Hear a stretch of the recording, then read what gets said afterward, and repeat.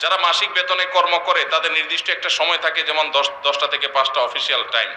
সে যদি ব্যক্তিগত কাজে অফিসে পরে আসে বা আগে চলে যায়, তাহলে সেক্ষেত্রে বেতন নেওয়াটা কতটুকু হালাল হবে?